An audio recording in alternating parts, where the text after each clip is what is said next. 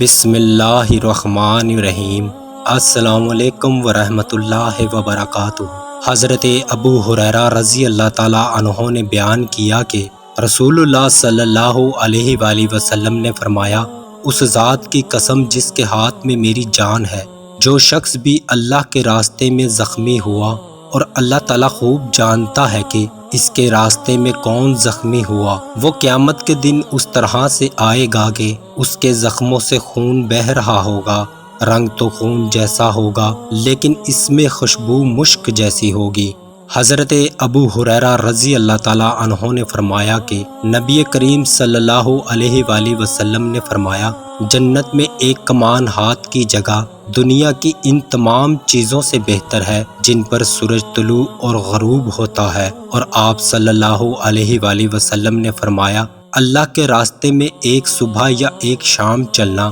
ان سب چیزوں سے بہتر ہے جن پر سورج طلوع اور غروب ہوتا ہے۔ حضرت انس بن مالک رضی اللہ تعالیٰ عنہ نے بیان کیا کہ نبی کریم صلی اللہ علیہ وآلہ وسلم نے فرمایا، اللہ کے راستے میں گزرنے والی ایک صبح یا ایک شام دنیا سے اور جو کچھ دنیا میں ہے سب سے بہتر ہے۔ حضرت ابو ہریرہ رضی اللہ تعالیٰ عنہ نے بیان کیا کہ میں نے رسول اللہ صلی اللہ علیہ وآلہ وسلم سے سنا، آپ صلی اللہ علیہ وآلہ وسلم فرما رہے تھے کہ اللہ کے راستے میں جہاد کرنے والے کی مثال، اور اللہ تعالیٰ اس شخص کو خوب جانتا ہے جو خلوص دل کے ساتھ صرف اللہ تعالیٰ کی رضا کے لیے اللہ کے راستے میں جہاد کرتا ہے، اس شخص کی سی ہے جو رات میں برابر نماز پڑھاتا رہے اور دن میں برابر روزہ رکھتا رہے، اور اللہ تعالیٰ نے اپنے راستے میں جہاد کرنے والے کے لیے اس کی ذمہ داری لے لی ہے کہ اگر اسے شہادت دے گا تو اسے بے حساب و کتاب جنت میں داخل کرے گا،